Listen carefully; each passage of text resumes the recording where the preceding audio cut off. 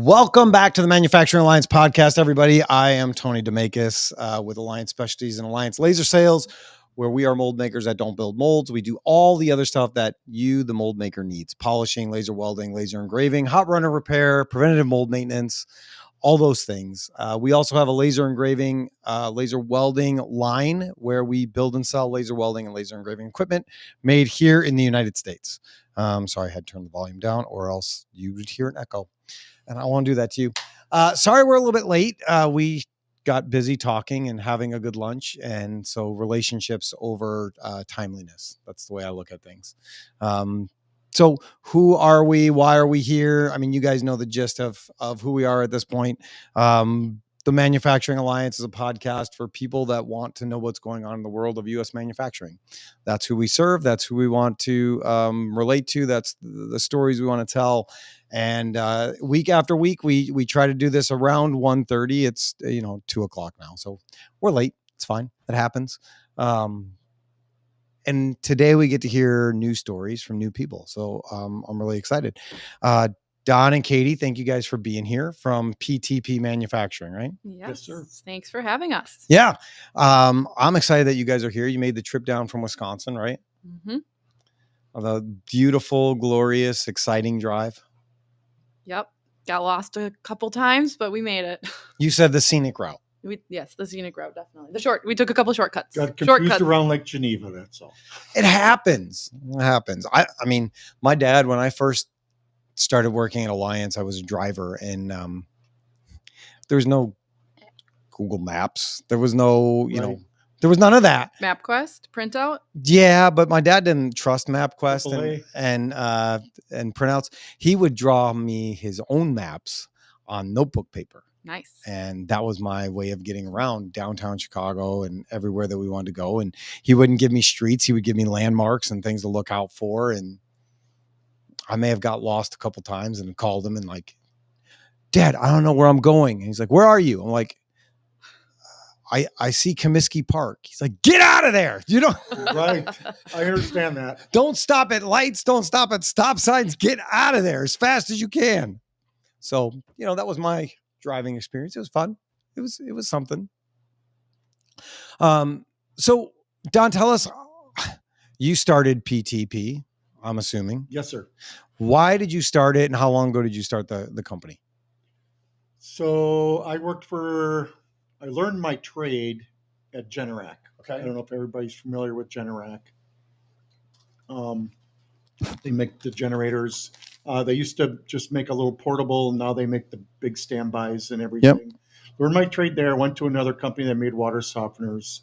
The company was sold, and I just didn't like the direction it was going.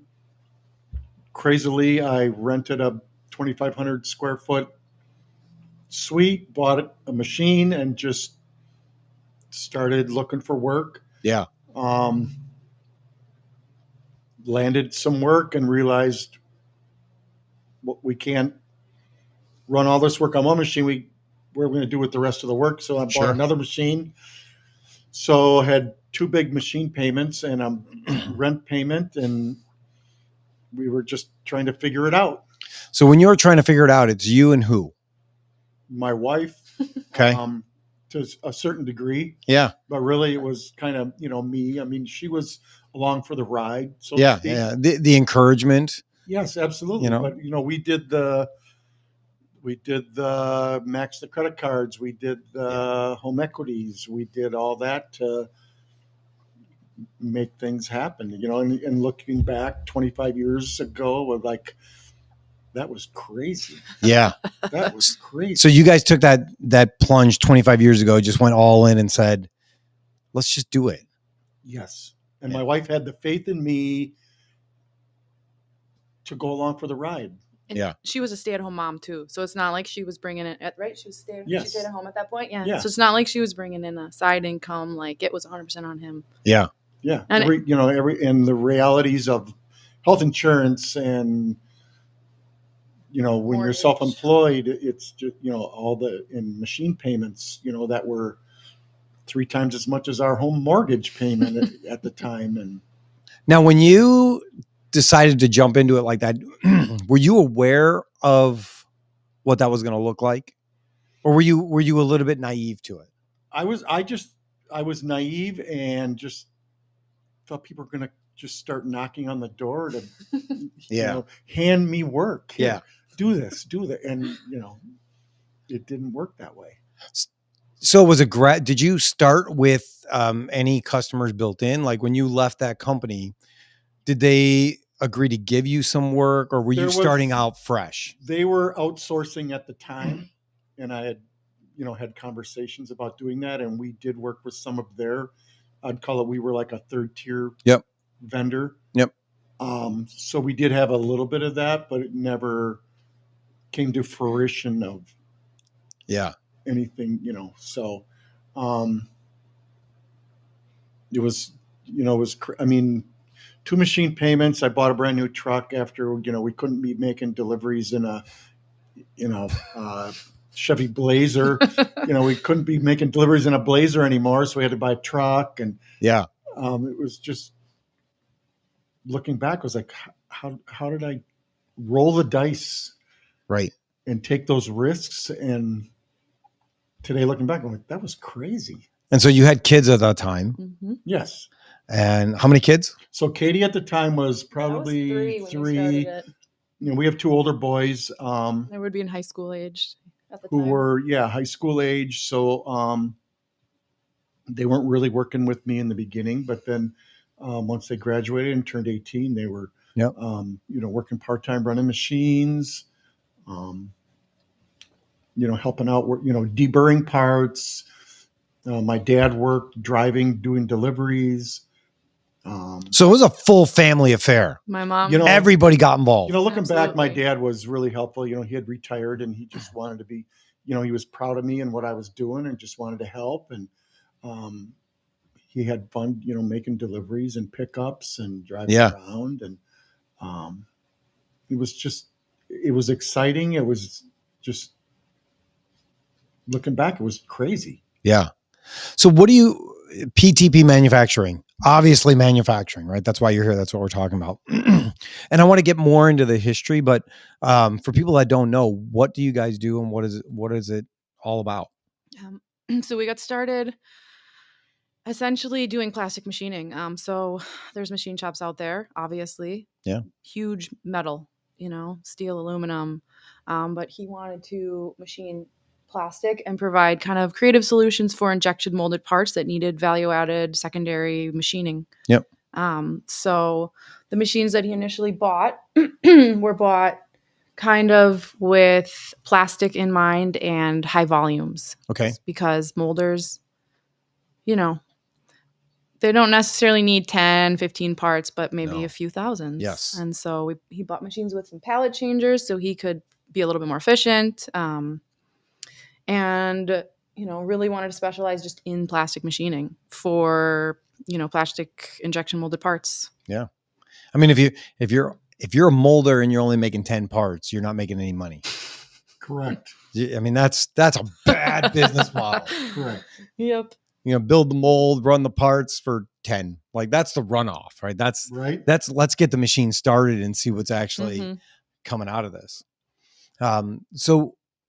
So you decide to start this business with hope and a prayer, right? No, you got one customer that's maybe going to give you some work. How was that in the early going of getting work and finding work and getting people to trust you?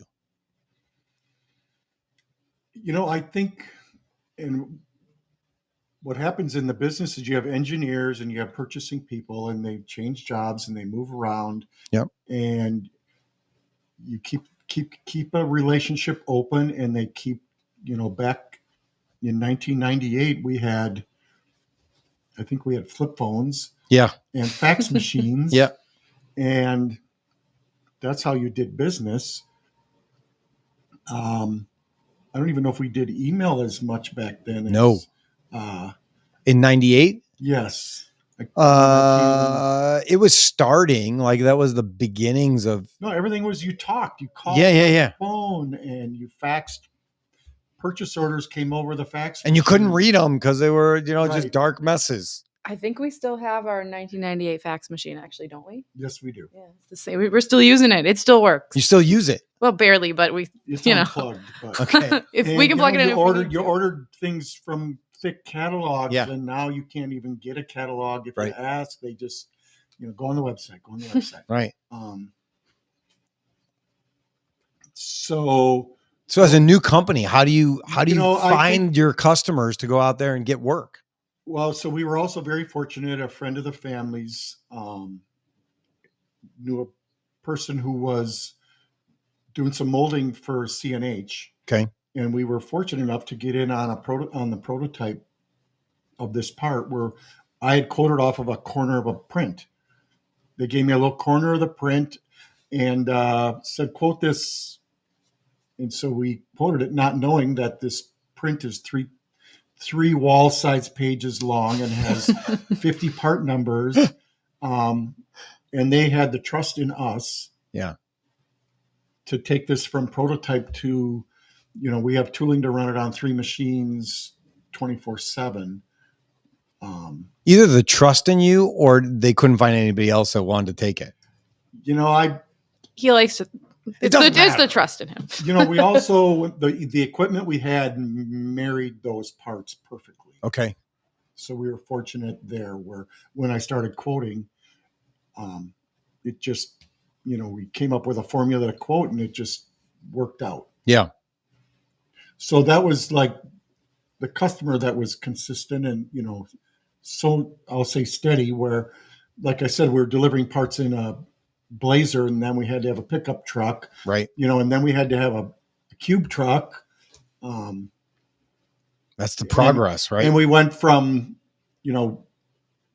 delivering or picking up 2 boxes of parts to picking up, I can remember my wife and I going and picking up like 20 boxes of parts, and we went out to celebrate. It was a big order. And it comes to the point where things evolve into, we're doing 20 boxes a day now. Right. Where we were, 20 boxes was like, we're going to go celebrate. Yeah. Well, 20 boxes originally or 20 parts? No, I would say there was 100 parts in a box. So we picked up, 2,000 pieces. Yeah. And, we were doing that. We made it. Yeah. Where here we were doing, I'll say, and, that would have been a month's worth of work to doing, 1,000 or 2,000 a day. Yeah. At one point. That's awesome. So yeah, pretty, like I said, it's just surreal how that all worked out. Yeah. And it's an interesting thing to look at and talk to. When my father started, he said, we didn't know anything. We had a pickup truck, same thing, right? We had a pickup truck and we knew where the mold makers were. And so I would get up, I would get my truck, I would drive down the street. I would say, do you have any polishing work? I would fill up the truck. I would go back to the shop, and then we would work on getting it done. And then the next day or 2 days later, we would drop that stuff off and ask for more stuff and just keep filling up the trucks. And I feel like it was more relationship driven then than it is today. Would you guys agree? 100%. Yeah, 100%. We had another customer who was a very good customer, was actually helped me get started. She paid me net 10. Okay. So I literally would deliver parts and, yeah, was a wonderful, but I would deliver parts and go sit in her office and we would just chat like, once a week. We would just sit and chit chat. And I can't imagine doing that today. Right. Why do you think that's changed? I think our lives just seem so much busier. Like, I don't know. I think. Or she was gracious enough to give me the time of day, maybe. Sure. Well, there's that too. Katie, what were you going to say?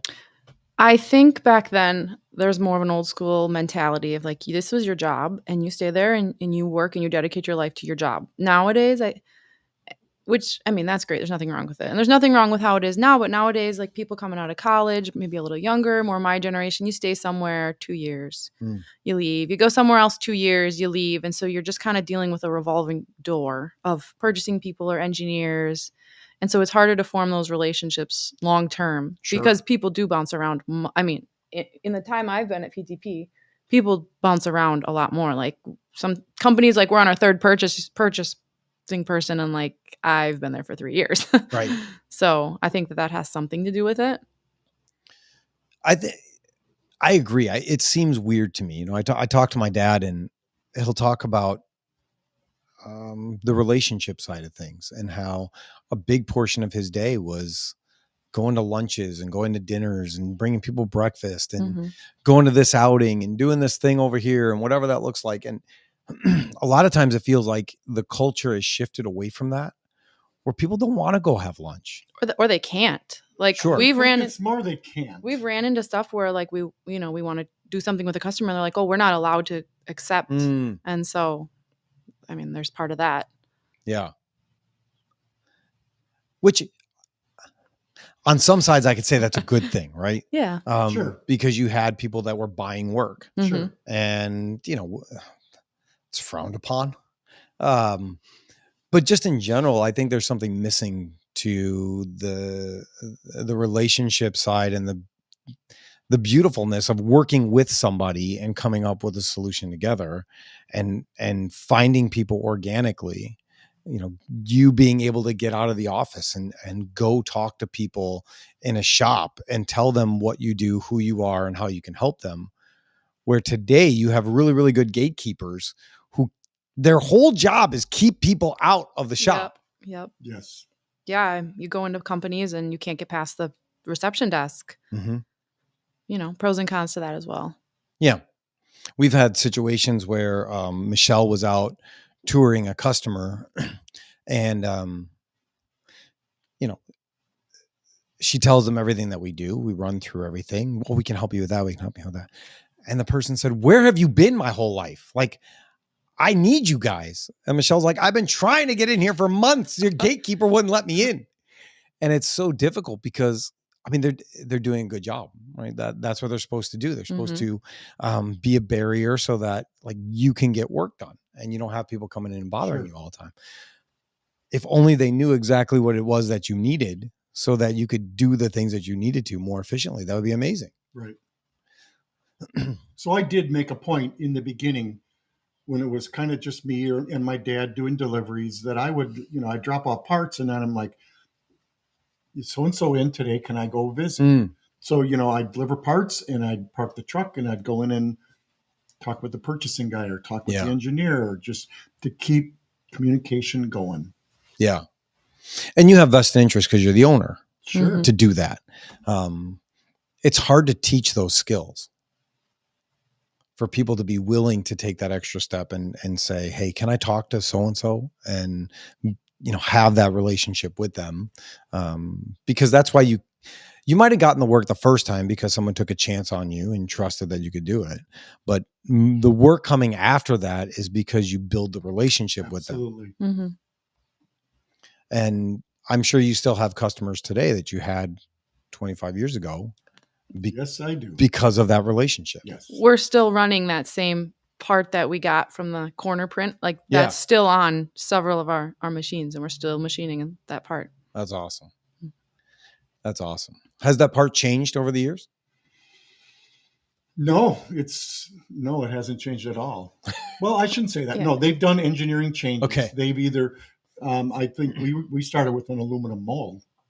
They were making prototypes on an aluminum mold. Yeah. And then there was, generation 1 mold, which became generation 2 mold. So no, they did process improvements just like we all do. And we changed our processes for machining them too, as, we went from doing those 20 boxes a week or a month to 20 boxes a day. Yeah. Where we had to, change our processes also. Yeah. So you've been in machining most of your career? Yep. Yes. I actually learned out of high school. I started in the sheet metal fabrication, running shears and brakes and punch presses. And eventually they had openings on second shift to go into the machine shop.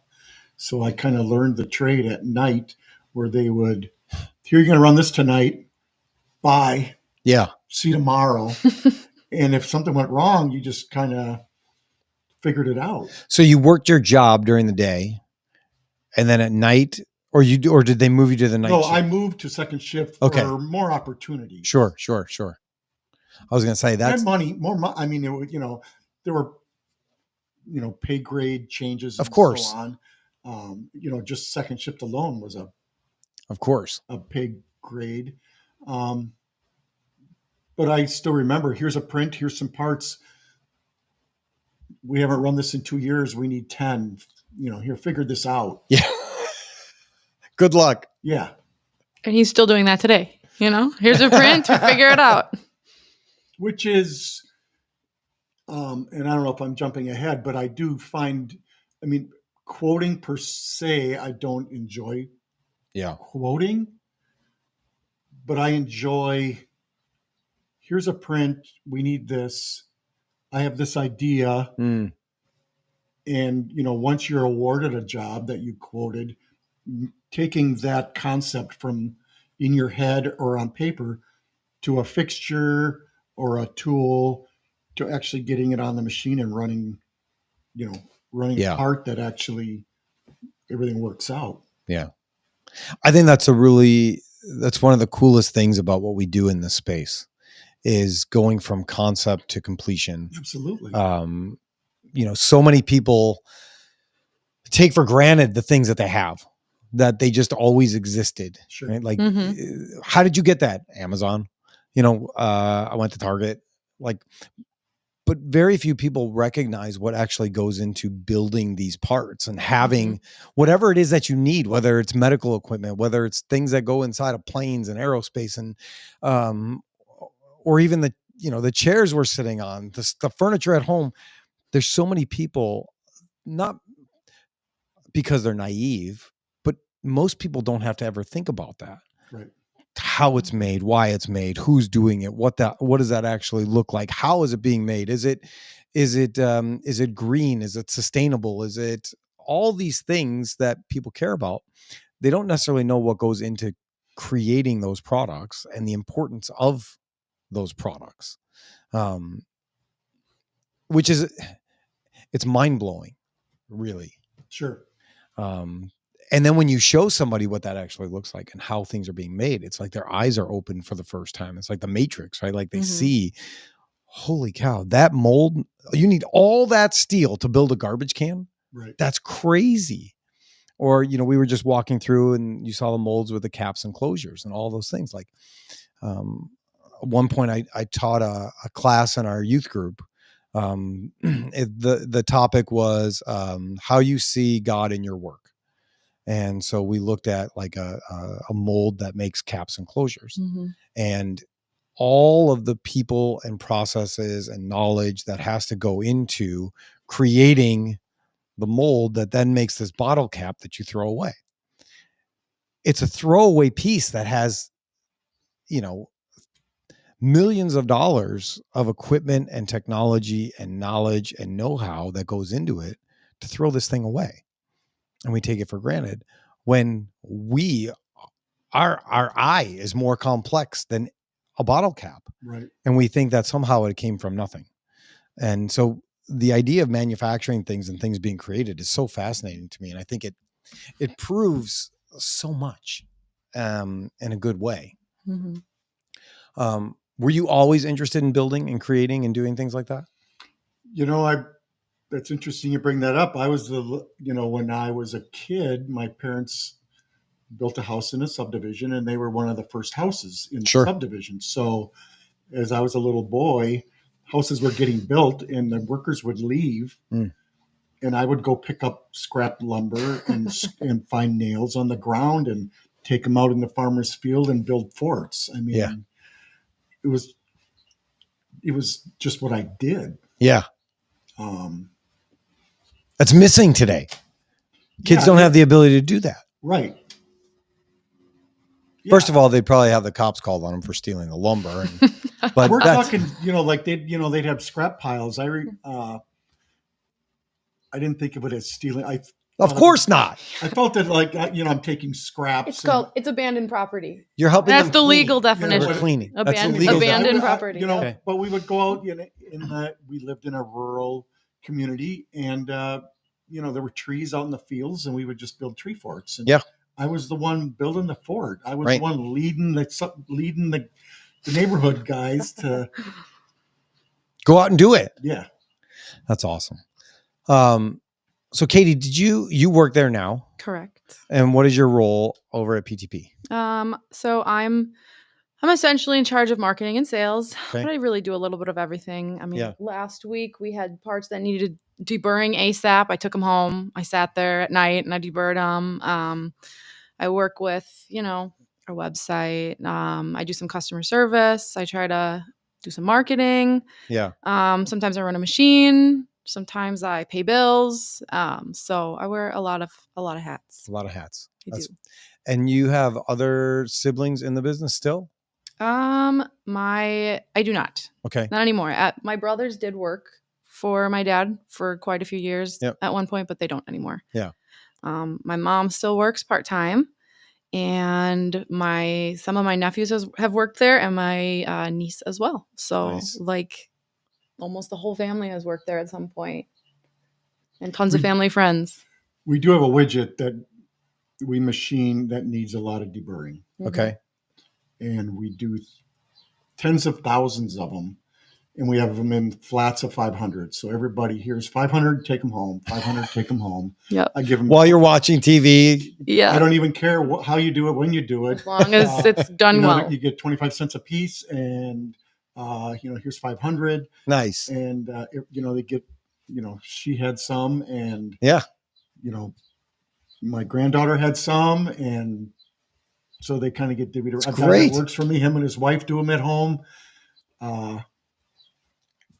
So I think that's the joy of a smaller family run business, is that you can do those things and everybody wants to chip in and help out and be part of what that is, right? They can feel the energy and the excitement of what it means to be part of that company. There's a legacy to it. Absolutely. It's not just working for, if you worked at, Target and they were like, hey, take this work home with you and bring it in tomorrow. You're like, no, thank you. I'm not doing that. Exactly. So did you see this as your future? Never. I went to college for criminal justice. Okay. Out of college, I worked for a nonprofit in the Milwaukee County Jail for a year. And I sat and talked to inmates all day long. I'm doing interviews to help with a bail recommendation. So people would get booked in, and then I'd sit with them in the booking room and talk to them, which was really a cool first job out of college. And then about a year later, I got hired by the FBI, and I worked out of the Milwaukee field office for 3.5 years. And I was kind of like an investigative support role, essentially. Okay. So I did a lot of behind the scenes work. So I would, a lot of admin work, a lot of jail, like listening to jail calls, doing spreadsheets. I did get to do some really, really cool stuff. And I can't really say too much about what I did, but I really wanted to be sworn law enforcement.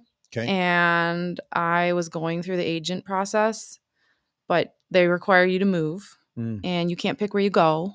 And my husband is also in law enforcement where we live. And just thinking about our life and what we wanted, we were like, okay, we don't see ourselves moving out of southeastern Wisconsin. Yeah.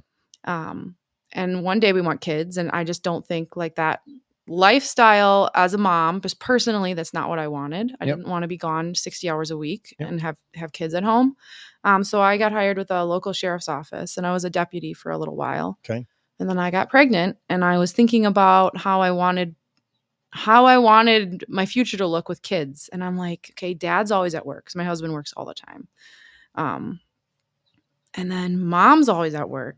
So I'm like, who's gonna be home? Like mom and dad are both gonna work Christmas. Am I just gonna drop the kids off at like my parents' house and say like, Merry Christmas, mommy and daddy both have to go to work? You can't do that. Dad's working. Well, probably not on Christmas. Thankfully not. But, and so I was like, I don't foresee myself, and there's just a lot of complexities with kids. My husband worked second shift. I was all over the place with my shift. I'm like, we're going to have like a night nanny in our house. Like that's expensive. And I'm like, I don't think I'm interested in like continuing to do this once I'm a parent. And so, we were pretty busy, and we had kind of talked, and I'm like, what if I came on in like a marketing sales role? You've never had anyone for that. I can run a machine. I can, work with customers, whatever you need. I can do it. And he was like, that sounds, let's try it out. And, it's been great. Were you optimistic originally? Or did you think, this is my daughter, I got to help her out, we'll see what happens? I just feel it was, sometimes your gut just tells you something's right. Yeah. And I've learned to kind of go with my gut more and more. Yeah. I just felt like it was a good fit. Mm-hmm. That the time was right. Yes, the time was right. It was just like everything worked out well. It did. Yeah. It fit for everybody. Mm-hmm. It was a win-win for everybody all around. Were you hoping in the past that she would come on board at some point? Was that a thought in your mind at all? That really never was. She was FBI. Yeah. Sheriff Department. Did that freak you out? The FBI I thought was kind of cool. Yeah. I know. It tells everyone, my daughter worked for the FBI. I'm like, shh, you can't be telling the people Sheriff's this. Department was a little bit, really, you're going to be, there's somebody with you, right? Yeah. You're not out there alone patrolling. You're with somebody, right? Right. So that was different. Yeah. Our Katie's, patrolling the county. Arresting people in the dead of night, it was definitely more dangerous than being in like the locked, guarded FBI building. Sure. Like there's no danger. Like the biggest danger is like I could burn myself on coffee or fall downstairs. But there was like real threats, when you're a deputy on the road. Yeah. So how was that? Did you enjoy it? I did enjoy it, but it's work-life balance is not very, there's not a good work-life balance, and it gets old. Sure. So, and I didn't do it for very long, so it wasn't meant to be. That's what I keep telling myself, because there's always the what if, like, oh, what if I would have just, stuck it out and stayed longer and just had kids and kept doing this, and I don't know. I have no regrets, so. Good. That says you're doing things the way that you're supposed to do them, right? I mean, Mm-hmm. when you don't have the regrets for what could have been, what would have been, or Mm-hmm. any of those sorts of things. I feel like that would be a scary thing to do. I don't want to do that. Right? I don't want anybody to try and kill me ever. You'd probably be great at it, because like the biggest skill in being like a street cop is talking to people. Okay. Because if you're someone who doesn't know how to talk to people, like you're a hammer and everyone's a nail. Mm. But you can diffuse situations. You can, just like develop a relationship with the people you're talking to, and they're like, oh, you're like a human like me. And I'm like, yeah, I'm like a human like you. Yeah. So relax. Were you in law enforcement when it kind of shifted? So like, I remember as a kid, like you respected police, you respected the officers, and like, you would never talk back to a cop, right? Like never, because you'll pay for it. Mm-hmm. It's just the reality. And then it feels like a lot of things, somewhere along the lines, things shifted, and people didn't care what they said to people in authority or whatever. It was kind of like, you can't do anything about it. Mm-hmm.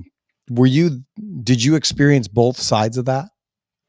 No, I came on after the after side of that. Yeah. But I'll be honest, like the county I worked in was really, really law enforcement friendly. Okay. And so like, sure, you still have your drunks or your belligerents. Sure. But you expect that from them. You know what I mean? Yep. Like, so most of the people were really kind. And like, there were times you couldn't walk into a restaurant or a gas station without someone offering to pay, which was all kind, but we weren't supposed to accept. So Sure. But yeah, it was, mostly positive interactions with the community, I would say.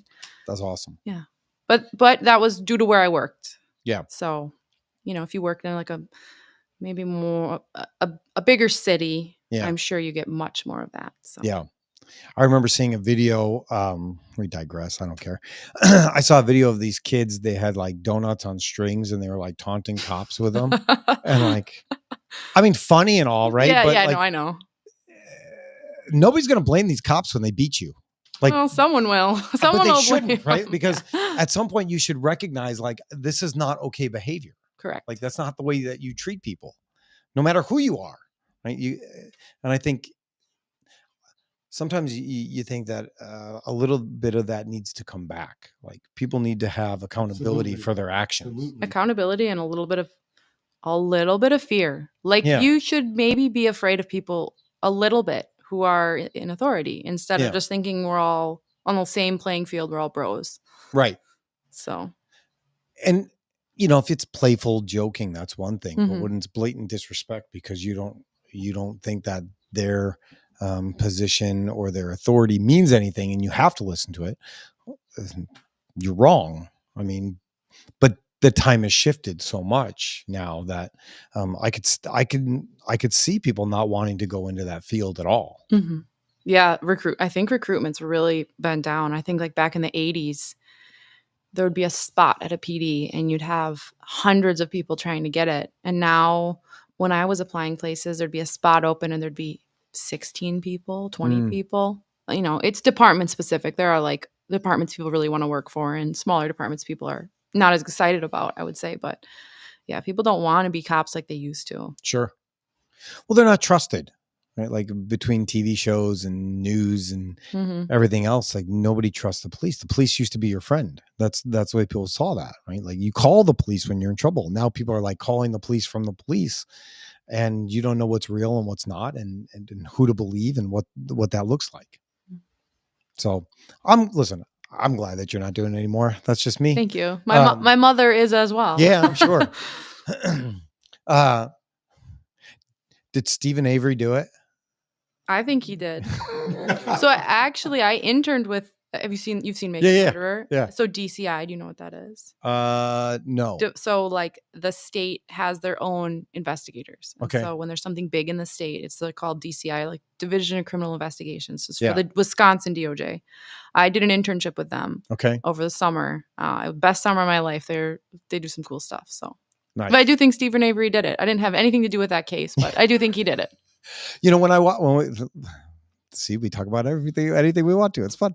When we watch the first series, It's compelling. it Isn't really it? is, and you think, okay, maybe he didn't. Yeah, right? And then you watch the second one. I never watched it. The second one wasn't as good, and then Candace Owens went and did her own take on it, Okay. and it was like, oh man, these filmmakers just made a movie. Yeah, I know. Like they had like 5-hour interviews of like Brendan. Yeah. And they take like a clip of him saying this, and then a clip from 4 hours later of him saying this, and they put it together, and you're like, oh my goodness. Yeah. But it's like totally out of context, totally like cut up. So To tell a story. Exactly. To tell a story that they want people to know, which is it's really scary that you can do that. Mhm. And people believe it. And then the uproar comes, right? We were talking about at lunch about all kinds of things that fall into that same category. And it's hard to know what you're supposed to believe and what that actually is and what that looks like. And I think that's a perfect example of it. So you get out of law enforcement and you decide that you're coming back. You're coming to PTP. You're going to work there. How has the transition been for you? I mean, it's been great. We agreed in the beginning I would do part of my work office, part of my work running a machine, just because I'm just starting out, and that Yep. was really good. Like you were saying, I never thought about how things were made ever, Mm. never in my life, And then all of a sudden, I am sitting at a lathe and I'm putting, a part, either a molded part in or a piece of bar stock that was cut, and all of a sudden it comes out as like this cool, thing. Yeah. And I was like, wow, like everything that we have has been made. Like the other day I was sitting in the dentist. I was getting an exam, sitting in the chair and like the x-ray machines in front of me. And I'm like, oh, that's a plastic molded part. And I'm like looking at it. I'm like, oh, that was molded in Mexico. And the guy comes in and I'm like, oh, never mind. Sorry. You're up looking at the light. It kind of was. Yeah. Like, cause the x-ray was in front of me. I thought that was interesting. So I think it's a really big eye-opening experience when people realize that. And then even more so when people realize that there are a lot of things still being made here in the United States. I mean, not as many as there were, but still a lot, and more that could be if we had the right workforce. Yep. So Don, over the time, how have you seen the industry change? I mean, 25 years is a good sample size of time. And what have you seen? What stood out to you? Oh, you kind of caught me there. I'm just thinking of how we've evolved as a company.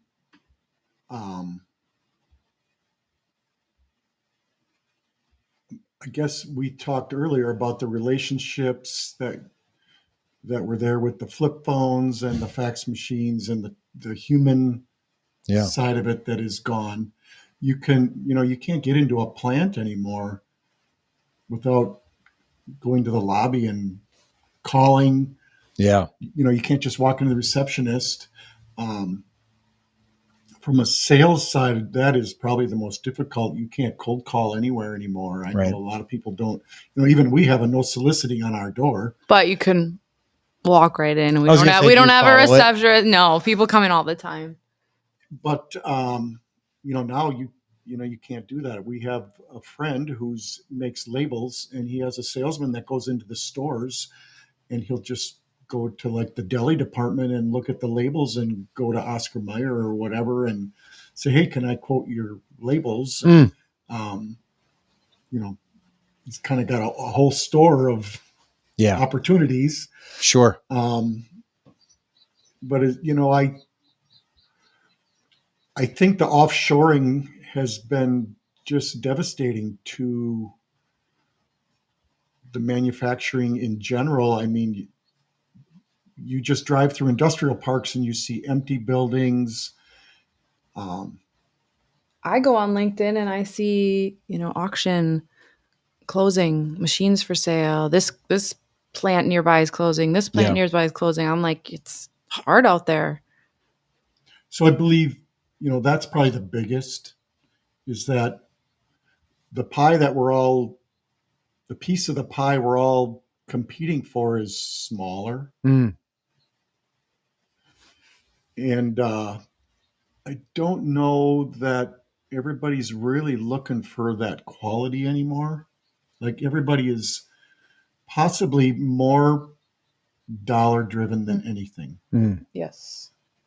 And obviously we try to provide a quality part at the cheapest price with the best service. Yeah. That's what you strive for. But everybody's like, well, Mexico's this or China's this. We can't compete with China. Can't. I know, years ago we'd quote something like, well, we can buy the material for, pennies. Yeah. Compared to what we're quoting something done completed. It's, it's a joke, so to speak. Yeah. I've heard a lot of people say that, where they're trying to compete against Chinese prices. Like, we can't buy the steel for what they're giving you a finished mold for. We did just quote a project that is literally coming back to the U.S. from China. Okay. So we're kind of encouraged about it. I mean, the company has literally said, this is coming back. Yeah. Yeah. And here's an opportunity. So it's like the most encouraging thing that we've seen in a while. Yeah. We were just at the AMBA conference last week, and the American Mold Builders Association. And so, just walking around talking to people like, I now do, asking them, are you busy? Are you quoting? What's happening? And everybody to a man said, we have a stack of quoting on our desk. Quoting is picked up. Now, the orders haven't necessarily come in yet, or the purchase orders, but the quoting is coming, which is a good first step, right? Absolutely. Yep. We've had customers reach out to us and say, we used to get this made in in China or overseas in the past, but with the tariffs and everything, we're looking for some U.S. manufacturers. Can you help us? And we love those phone calls. We are always happy to be a Rolodex. For those young people that don't know what a Rolodex is, it's a little round thing that you put your business cards in. We are always happy to be a resource to bring people together. Whoever we know in the industry versus whoever is needing something, and then see if that fits, right? And so we were able to point some customers onto other customers and say, like, this would be a good fit for you. This is why this would be a good partner. And I think that's that old way of doing things, where it's relationship driven all the way around. Mm-hmm. I think when you look at people trying to find business now, it's much harder. We used to work with a company in Turkey that made laser welding and laser cutting systems, and they would call us and be like, "What's going on?" And we're like, "I can't get into these places." And the guy was like, "Tony, just go knock the door, tell them what you make, they'll let you in." I'm like, "Dude, that's not the way it works. Like, nobody lets you in because you say you have their solution. Like, that's just not a thing in the US." And he would just call and say, like, we sold the system. It's $5 million. We could do the same thing. Like, yeah, okay, cool. Like, it's not going to work. It's not going to work. And so the idea of sales has just gotten so much harder. That could be, making excuses for things or sour grapes. Cause some people could say, what do you mean it's gotten harder? It's gotten easier. You have the internet. You can find every company you ever want to talk to. Everybody's at your disposal. That is true. That is definitely true. There's silver lining, I guess, Yeah. Yeah. How have you found doing the sales and marketing? Have you found it to be an easy process to get into and have progress with? I told you this at lunch, but when I first got hired, I was like, how do I do sales? Yeah. Because I'm not naturally the most extroverted person, like law enforcement background. I'm like, I don't know, a little more reserved, have walls up a little bit. Once I know somebody, like, things are great, but I'm like, how do I do this? Because I don't think I can just walk in and have a receptionist let me through the door into the back and then just have a great conversation and just like get work. So I was telling you, I watched Kyle Milan's videos. I just like watched them for hours. And it really helped. There's a learning curve. It's a process, and it's sales. Like, you throw your line out and you hope something comes back. And we've seen some good results. She's got at least, I don't know how many new accounts that she's brought in. Yeah, which is great. But I've had more luck than I expected. Sure. So absolutely. Yeah. What have you found that's working the best? You want my secrets? I mean, you want my trade secrets? I mean, yeah. I think, see what you're doing. Well, knowing a contact inside a company. Yeah. Even if you don't know them, but going in and dropping something off for them and then hitting them up on LinkedIn or sending them an email and saying, hey, I dropped this off for you. I'd love to talk further to see, if you have any machining needs, plastic machining needs specifically. People respond really well to that. Like that kind of specialized, that's kind of been my best luck. And then, I try to be like, I've tried to be pretty relational. Like I'll stop by some of our customers, just drop off bagels or shoot them an email, wish them a Merry Christmas, just little stuff like that. It's nothing groundbreaking, but it's the effort. It's the effort to have a relationship. And then, just checking in. Hey, do you need anything? How does our last quote look?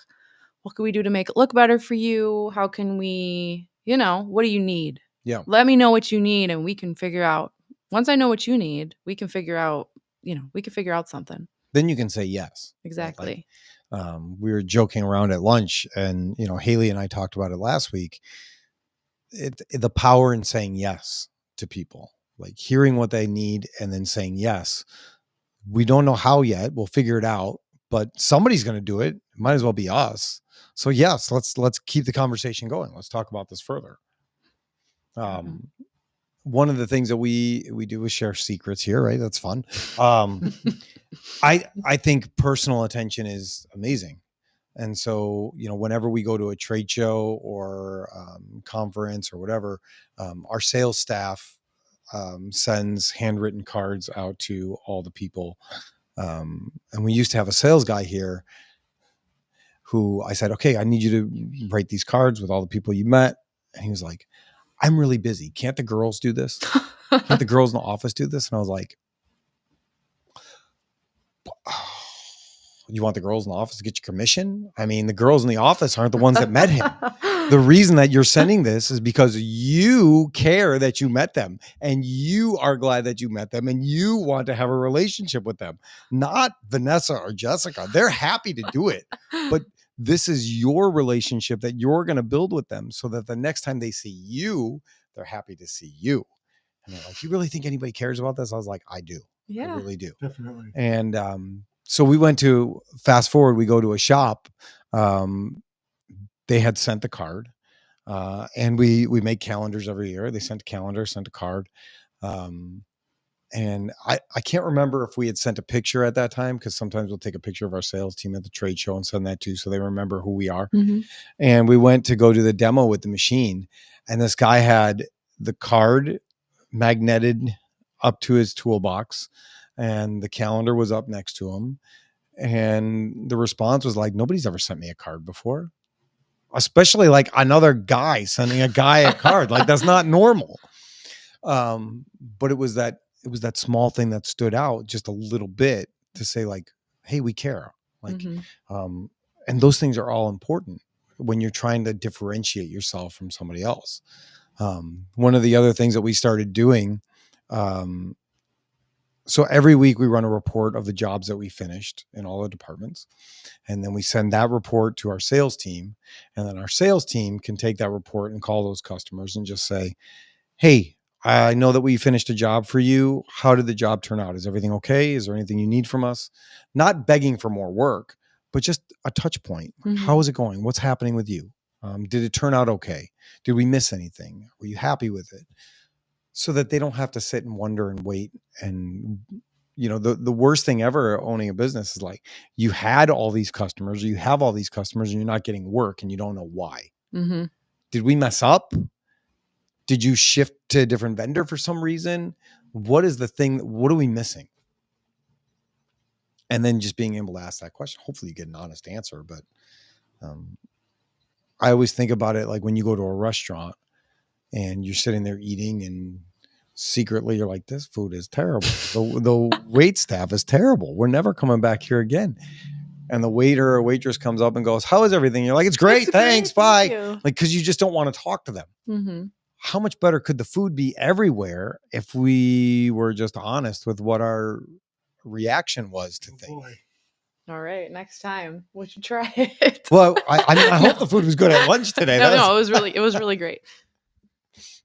You're not just saying that, are you? No, I mean, I don't work there. So. I don't think I see. That's not me. I wouldn't. I'd be like, it could have been better, but sure. Thank you. Sure. But you never say it to them. You all, like you said, everything was great. Everything was great. Well, it's not the server who would have made the bad food too. You don't want to make them feel bad. Right. We went to a restaurant a few months ago. It's one of our favorite restaurants.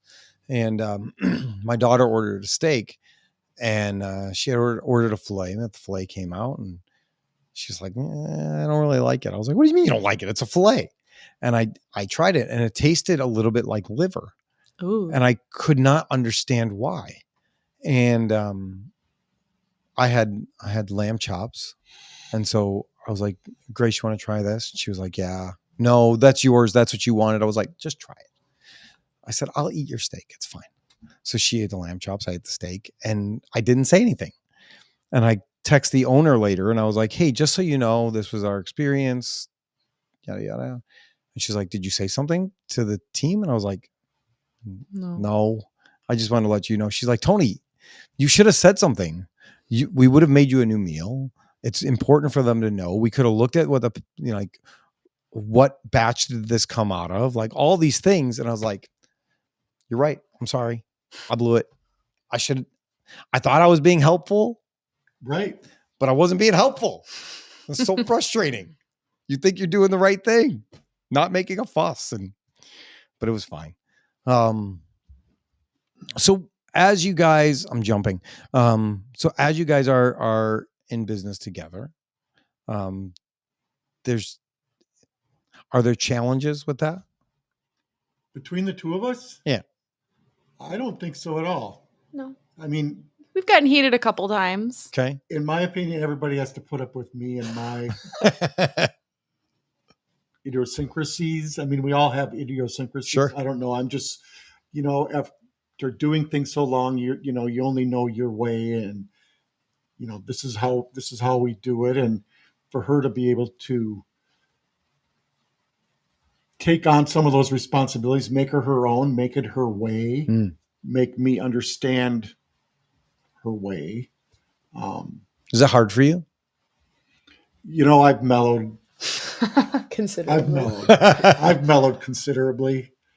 I think I used to be a little more of a hard guy when it came to my way or the highway. Yeah. And now I'm more, that's good. That would be a really good idea. Yeah. Let's do that now. What was that shift for you? I think because I'm an entrepreneur. Yeah. I'm a control freak. I'm also, that giggle makes me think you agree. half of what I do is I'm a problem solver. Yeah. That's like almost my whole job. In fact, her son, he's 3. He'll come over to our house and, Papa Don can fix it. Mm-hmm. Papa Don can fix it. Yeah. Like he had a book that there's a button and it plays the most annoying songs. You broke it on purpose. I wish. Well, we lost it and he found it and it was broke. And he's like, maybe Mimi, that's my mom. Maybe Mimi can fix it. And I was like, no, I don't think so. And he's like, Papa Don can fix it. And I'm like, well, Papa Don's going to be at work right now. But we're going to Mimi's house, but Papa Don's at work. And he said, before we go to Mimi's house, let's go to PTP so Papa Don can fix my book. And I said, well, I'm dropping off at Mimi's house and I'm going to PTP. So I'll take your book to PTP and Papa Don can fix it. And so I give him this book, this super annoying little book. Yeah. That he got as a gift. Yeah. And I'm like, he wants you to fix it. Like you don't have to. You can lose it for a few days. Like we don't need this. We have lots of other things. And it just needed a new battery in it. But I just was like, I'm done with this book. Yeah. So I give it to him. He goes to 2 different stores. He finds the correct battery and then he hand delivers it to my son Super at my hero. house that night. And my 3-year-old, his mind was just blown. He was like, oh, he fixed it. And then he hand delivered it. So Yeah. Hero.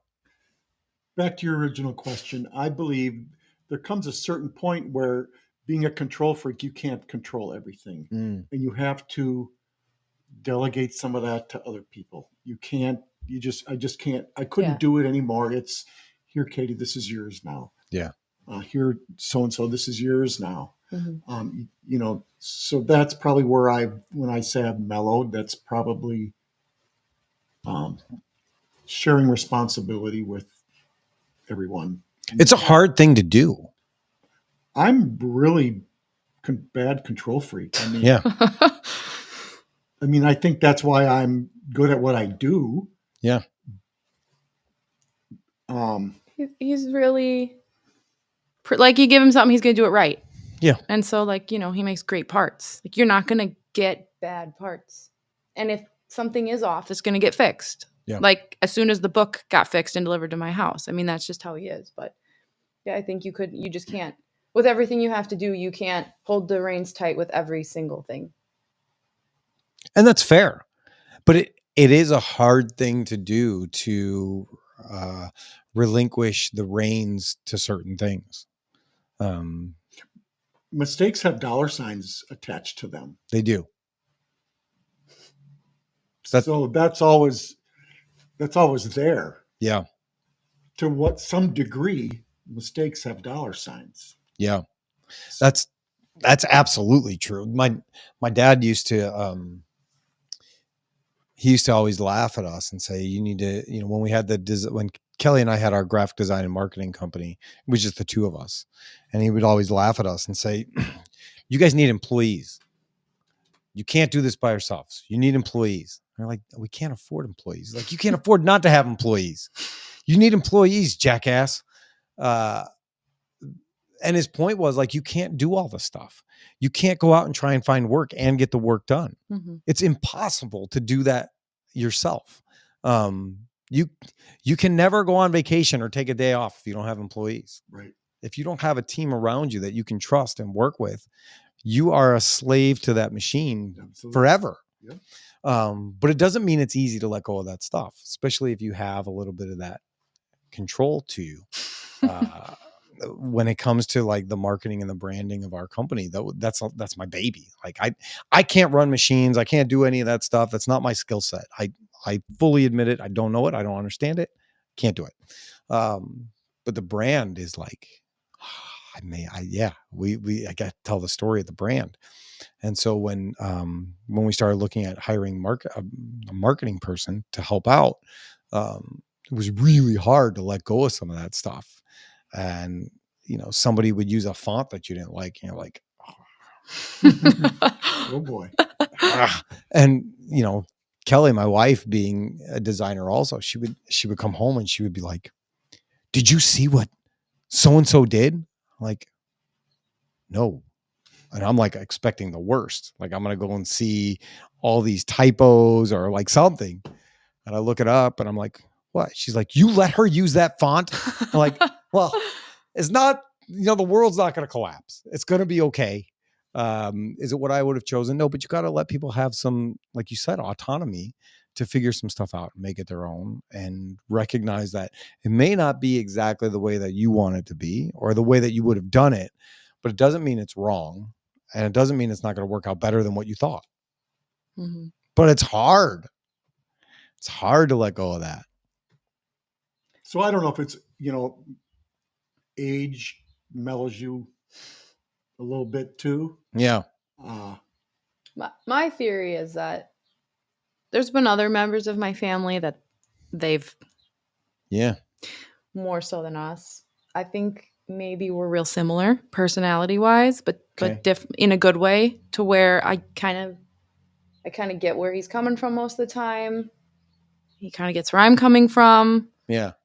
And so I think that actually helps versus if I were, wouldn't you agree? You and I are a little more similar than like other members of our family. Gotcha. No. Noted. And I think that actually helps, because I think if we were wildly different, you would be like, what are you doing? Whereas I think you can kind of see where I'm coming from, and I can see where you're coming from with most things. Occasionally we have to have like a hard conversation about something that we're not seeing eye to eye on, but and you're always going to have those. Yeah. I mean, that's a reality of working together and having that situation. When I came back to the company, or came into the company, my father and I agreed that if it hurt our relationship in any way, that I would quit. That it wasn't worth that. And for the most part, it's been great. It's been great. A huge blessing to be able to work with my parents, work with my family and do this thing and take what my dad created, and hopefully take what he made and build it into something that's bigger and better and does more. Better is a hard word to use, but that can grow and do more than what he had envisioned. Mm-hmm. That's the goal. And he's still supportive. He still gives me his opinion, which I love and hate at the same time. Where are you in the birth order? I'm first. Brothers? You're firstborn? Okay. Yeah. He is too. So am I. Yeah. I was going to be my guess, first or last, if I had to guess for you, but. No, I'm the guinea pig child. Absolutely. Yeah. Got the hard knocks of everything. Yeah. Yeah. Whatever didn't work. Earliest curfew. Yeah. That became the latest curfew to the youngest. We were the guinea pig. You're absolutely right. We were the guinea pig. We had the learning curve. And I did the same thing to my son. If he was here, he would tell you that I was not a good dad in the beginning, but he would also tell you that I got better over time. But you only have what you know. when it comes to parenting or business or whatever, right? Yes. You only have what you've learned up until that point to be able to make decisions on how you're going to do the things that you're going to do, whether it's parenting your kids or running a company, managing a department, making parts, whatever it is. Nobody says this is the way to do all the stuff and make Sure. it great every time. You have to learn throughout, and it's a challenge, and it's every part of that is a challenge to do. So future outlooks, what's the future of the company? We don't, there's no big plan. No, nothing yet. Yeah. Nothing yet. I'm still enjoying what I do. I still consider myself young. Okay. We're able to, do the things we want to do. Yeah. I have great employees.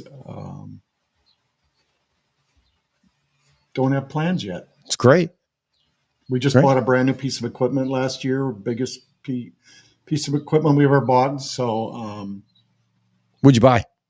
We bought a large vertical Mazak machining center. Okay. It has a lot of vertical machining centers have like 20 inches of Z travel. Yep. We have 30. So okay. It's a pretty big machine. I'm a Mazak guy. I don't know if anybody put a plug in for Mazak. Yeah. So no plans on going anywhere. Good for you. And you're sticking around for a while because you're happy. I plan on it. Yeah. We'll see. Maybe a more active role in the future, but like he said, no plans. So it's good. It's good to be flexible and just, have that ability to just kind of ride it out and see where that's going to take you. Mm-hmm. I have a fellow who's worked with me since the beginning. Okay. 25 years. Wow. He's missed 2 days of work. Ever. Those 2 days were consecutive. That's amazing. He's you're doing something right. He's taking vacations. He's taking all his vacations, but sick. But not knowing, like inexcused or call-in days. 2 days. Yeah. That's amazing. You don't hear that very often. Right. So I'm very fortunate. He probably won't listen to this, but shout out to Steve. He's too busy working. He can listen to podcasts while he works. Yeah. That's great. That's great. So when you said business is improving, that it was a little bit of a rough year last year. Everybody kind of experienced that same kind of thing.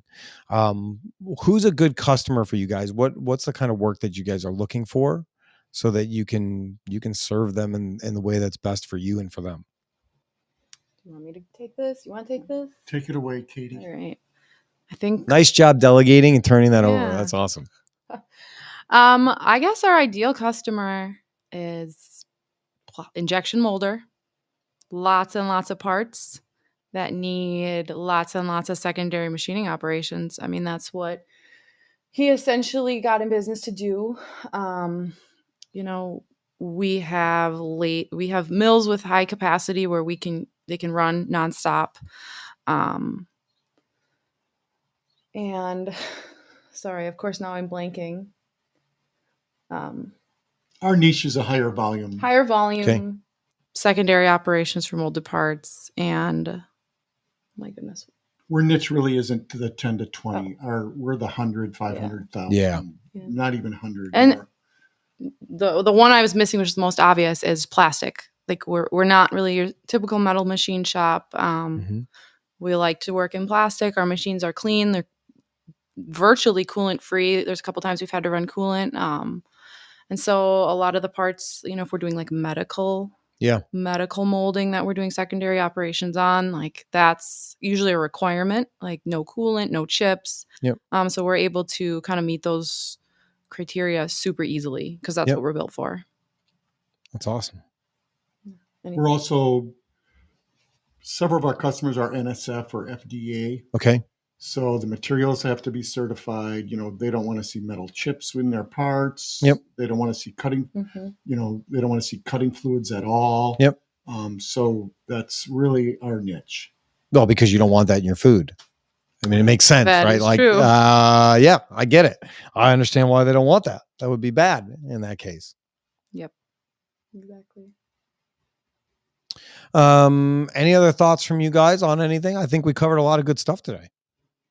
I don't think so. Anything? Was your first podcast terrifying and awful? This is okay. I Yeah, it was- appreciate the opportunity to share. You know, I do enjoy sharing the journey that we've been on as PTP Manufacturing, from myself to my wife to our family, Yeah. all the way from, you know, my grandson painted our building a couple summers ago to another grandson was, you know, doing yard work. My You know, my niece is, she's kind of close in age to me. My Sure. brothers are a lot older. She's super pregnant right now. She's sitting at home deburring parts for us. like it is kind of it's an all hands on deck, situation when Yeah. it needs to be, which is so, you know, great. it's hard. It's hard when we have family gatherings. You want to talk about work? I'm like, you guys really want to talk about work? Can we talk about something else? Yeah. It's hard It really is. to separate. Yeah. But like I said, to share the journey that we've been on as a company, the success, the growth, it's all been a blessing. Yeah. That's a great word for it. I mean, there was a time where at work, I was there, my brother was there, my mom was there, my dad was there, my uncle's one of my business partners. One of my brothers would do some video work for us. And so you have that feeling, and it is special. But it is difficult too when you go to a family, like a birthday party, and topics of work comes up and you want to talk about work, and you have to, or you don't see each other throughout the week because you got other things going on, and now you want to talk about it. And somebody will be like, really, you guys need to talk about work now? It's like, well, they asked you about your work. I mean, just because you don't work there, why is it different? Right. And when you're passionate about it, it is really hard to turn it off. Sure. I mean, it's not just a job. Right? It's Correct. your family, it's your legacy, it's all the You know, stuff that has gotten you to where you are and given you all the things and the benefits that you have. Absolutely. You're gonna make him cry. You know, we won't do that. We'll try not to do that. You know, I feel like everything I do is a reflection of, not everything. Everything is intertwined. Your personal life, your business life, your faith. It's all connected. You know, the reason that we're successful as a company is, the blessings that have been bestowed on all of us. Yeah. So, you can't separate those things. right. Right. If you do, you're going to live an inauthentic life, and those chinks in the armor are going to come out at some point. We're given one life to live on this earth, and to do it to the best of our ability with the blessings that we have, and pass that on to other people, and fulfill that purpose, and be a witness, and be hands and feet, and do all the stuff that we're supposed to do. You said it before, you're just fortunate enough to be able to lead that group of people to do those things, and then tell your story and share that, and see what that looks like, and pass that on to more people. And it's a huge opportunity and responsibility at the same time. Yeah. And sometimes you don't realize, but yeah, sometimes you got a little bit on the shoulders. Yeah. When you look at, everybody in your facility is looking at you to make sure that they have food.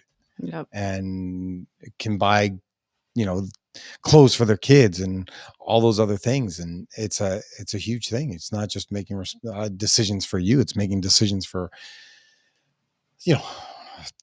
10 families, 60 families, whatever that looks like. Right. Absolutely. Thousands of families. So I can't imagine that people got to do this for thousands of families. Like, oh my gosh. How do you figure that out? But, no, it's a fun journey.